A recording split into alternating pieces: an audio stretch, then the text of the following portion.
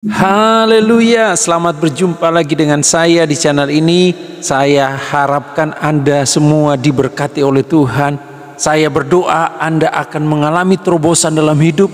Saya berdoa Anda akan mengalami berkat-berkat Tuhan yang luar biasa. Anda yang sakit akan disembuhkan, Anda yang kekurangan akan dicukupkan, Anda yang punya masalah diberikan jalan keluar oleh Tuhan. Oke, pada kesempatan ini saya akan memposting tentang kesaksian daripada seorang wanita yang muslim ya. Dulunya dia adalah seorang pembenci akan orang Kristen, tapi akhirnya satu waktu dia bisa percaya kepada Tuhan dan dia bisa menjadi pengikut Yesus, dan dia begitu setia dan antusias dengan Tuhan. Nah, bagaimana kisahnya? Mari kita akan simak videonya. Pertama-tama saya berasal dari Cirebon, dan Cirebon bagian timur. Cirebon itu Jawa Barat ya, Jawa Barat. Bahasa saya juga bahasa Sunda, Cirebon tapi bahasanya Sunda. Saya jadi orang Sunda asli. Dan orang tua saya mama saya dari Cirebon dan bapak saya dari Subang. Luar biasa.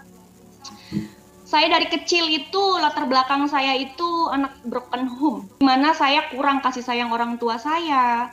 Saya juga dibilang kurang beruntung gitu. Tetapi saya di situ belajar, di mana saya menjadi wanita yang kuat, wanita yang mandiri, karena memang dari kecil saya merasakan kesepian gitu, tidak ada sosok orang tua yang menuntun saya. Dan saya juga diurus sama kakek nenek saya yang sudah rentak gitu. Yang namanya anak broken home, pasti saya merasakan intimidasi juga dari teman-teman. Kadang nanyain, bapak kamu kemana, gimana ya, anak kecil pasti kepikiran gitu. Dan orang tua saya juga, mama saya juga dia merantau gitu, nggak pernah ngurusin saya karena mungkin keharusan dia, tuntutan kerja untuk bisa menafkahi saya dan adik saya. Di situ saya hidup di mana saya sangat, kalau diinget-inget sedih gitu loh ya, karena luar biasa sekali. Dan saya itu kekurangan kasih sayang orang tua saya itu dari semenjak saya kecil, dari umur 3 tahun. Di situ saya merasakan bapak saya itu kemana gitu. Saya nggak merasakan kasih sayang seorang bapak gitu. Sedangkan orang lain punya orang tua yang sangat lengkap gitu, punya orang tua yang benar-benar selalu ada gitu, yang menyayangi mereka gitu, dan ada rasa cemburu sosial di situ. Setiap sekolah pun saya sering banget dibully sama teman-teman saya karena mungkin saya gimana ya gitu, maksudnya berbeda lah, nggak ceria gitu. Karena nenek saya galak banget, jadi saya tuh nggak ceria, sekolah tuh takut aja gitu. Nah, saya beranjak saya SMP itu banyak sekali teman-teman saya yang dari Kristen juga, dari Islam juga gitu. Jadi campur. Kebetulan ada orang Kristen tuh hanya 2, dan itu juga adik kakak. Aku tuh benci banget gitu loh. Karena latar belakang saya itu Muslim gitu ya. Dan keluarga saya semua Muslim, lingkungan saya juga Muslim, dan saya sangat benci sama orang yang non-Muslim gitu loh. Padahal mereka tuh bagi saya tuh baik gitu, tapi nggak tahu saya benci gitu. Terus saya juga sering mengintimidasi orang-orang yang di luar agama saya sebelumnya. Kayaknya senang aja gitu, padahal saya juga sering dibully, dan dibully tuh rasanya sakit banget. Tapi ketika membully orang itu, anak-anak teman saya itu yang berlatar belakang Kristen itu, kayak seneng aja gitu kayak. Dan saya juga salah satu pembenci umat Kristen ya. Saya juga sangat benci yang namanya gereja. Saya kalau lewat itu, misal saya sekolah gitu, kayak ada gereja gitu, benci aja gitu, kayak nggak suka gitu sama yang namanya gereja, tempat ibadahnya orang Kristen. Dan saya juga bersekolah, dan itu sekolah Islam. Dan di situ mayoritas pasti semuanya Islam, teman-teman saya Islam. Dan saya tuh benar-benar nggak ada celah gitu buat mengenal Tuhan, itu benar-benar nggak ada celah, benar-benar yang kayak, dan nggak mau gitu nggak mau tahu gitu siapa itu Tuhan Yesus. Saya tuh nggak mau tahu, nggak peduli juga gitu, kayak benci aja karena sudah didoktrin dari kecil ya, sudah didoktrin.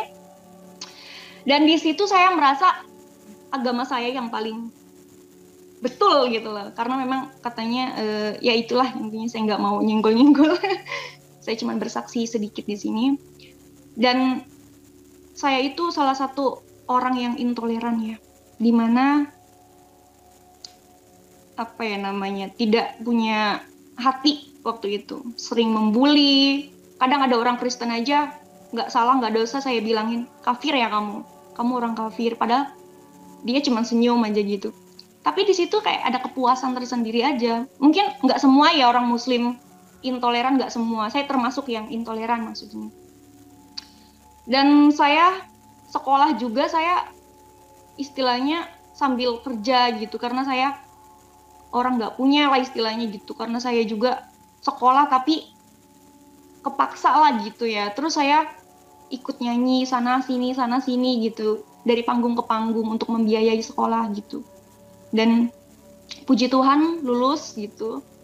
Dan karena saya dari kecil saya kurang kasih sayang orang tua saya, di situ saya menikah muda, saudara.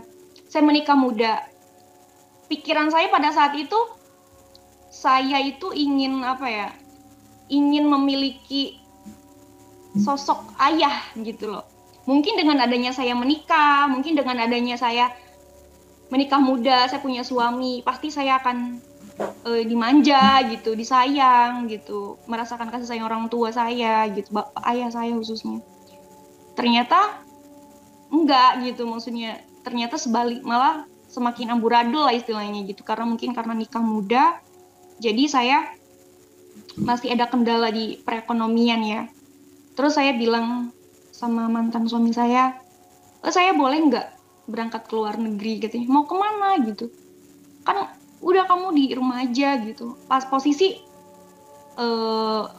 waktu itu kan posisinya kan saya mau manggung gitu, tapi kan saya udah sepi gitu karena saya nikah terus ngelahirin itu kan, jadi job saya itu bener-bener yang kayak berkurang gitu. Teman-teman saya berpikir saya itu udah nggak nyanyi lagi gitu, jadi job itu bener-bener nggak ada gitu. Dan saya tuh pengen merubah nasib lah gitu. Saya berangkat ke luar negeri dan luar biasa, cobaannya sangat-sangat luar biasa gitu. Dari semenjak saya ditinggalin orang tua saya, anak broken home, bapak saya nggak ngurusin saya, terus juga apa ya namanya, sekolah juga saya keteteran istilahnya. Pengen sekolah itu seperti orang-orang yang lain itu sambil kerja gitu.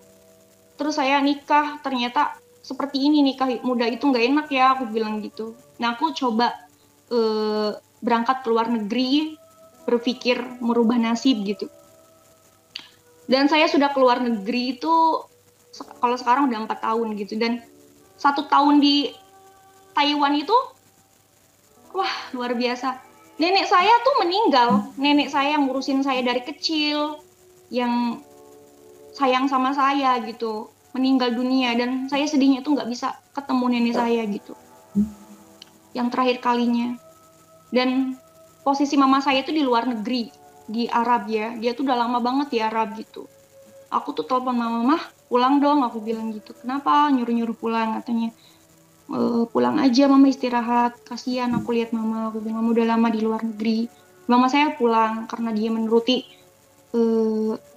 omongan saya gitu, pulang. Dan entah kenapa mama saya pulang dari luar dari Arab itu sakit-sakitan terus, sampai saya bingung gitu loh. Perasaan mama itu sehat, tapi kok mama malah sakit-sakitan terus. Aku bilang, yaudah mama berobat gitu. Aku bilang 1 tahun mama aku sakit, dan 1 tahun sakit itu mama tuh merasa sehat gitu. Mama tuh bilang, aku nggak mau nyusahin kamu, katanya. Aku bilang, kenapa mah nggak mau nyusahin aku, biarin lah aku di sini gantian, mama sehat dulu aja, nggak usah pikiran. Aku bilang, enggak, mama mau berangkat lagi aja, katanya. Kemana? Ke Arab, katanya gitu. Aku bilang, jangan, mama mau balik lagi ke bos mama yang dulu, soalnya bos mama baik banget, mama juga kerjanya nggak capek. Dia bilangnya begitu. Sampai ke PT aja dia bilangnya tuh sehat gitu. Terus ada surat dari dokter itu, mama saya itu sehat gitu, nggak ada penyakit. Dan di situ saya kan mikir nggak mungkin yang namanya dokter itu bohong kan, nggak mungkin kan. Mama saya juga optimis gitu loh, karena dia bener-bener semangat gitu, pengen kerja lagi karena masih muda juga umurnya 44 tahun, jadi semangatnya masih membara lah gitu. Terus 3 hari kemudian mama saya tuh berangkat, nggak ngomong, nggak apa, nggak izin, nggak apa. Saya bingung gitu, mama saya kemana kok nggak telepon saya. Ternyata mama saya udah ada di Jakarta gitu, udah mau dijemput gitu. Dan besoknya lagi ada telepon, itu 2 hari kemudian ada telepon dari pihak agensi. Nah dia tuh telepon aku, kamu yang sabar ya, kenapa? Mama udah nggak ada katanya gitu. Mama nggak ada, kenapa? Nggak ada gimana? Aku bilang, aku bingung gitu. Mama udah meninggal katanya. Aku kaget kan, shock di situ. Aku merasa putus asa, hidup ini tuh kayak terus-terusan gitu loh. Nggak pernah aku merasakan yang namanya happy, bahagia gitu. Punya orang tua diambil sama Tuhan gitu. Jadi aku tuh kayak ngerasa sendiri pada saat itu. Dan aku udah pengen apa ya namanya, ya sampai gimana ya, udah nggak berarti lagi hidup ini, apa sih gitu yang aku harapin tuh apa gitu, bukannya kerja itu buat mereka gitu, buat orang tuaku. Nah mama saya di luar negeri itu kan, dia kalau di Arab itu kan apa ya namanya, ilegal ya, jadi pemulangan jenazahnya pun susah banget gitu. Itu diurus-urus itu ada 1 bulan lebih lah, 1 bulan setengah mama saya jenazahnya bisa dipulangkan ke Indonesia dan dikebumikan. Dan pada saat itu cobaan terus aja gitu, nggak berhenti gitu. Dan disusul mantan suami saya juga menikah lagi gitu sama teman saya sendiri. Dan di situ saya merasa, oh my god, kok bener-bener ya cobaan aku tuh nggak selesai-selesai. Dari kecil aku nggak pernah ngerasain bahagia gitu, kayak gini. Maksudnya kapan sih aku menemukan kebahagiaan? Sosok ayah aku, sosok bapak aku nggak pernah aku dapetin.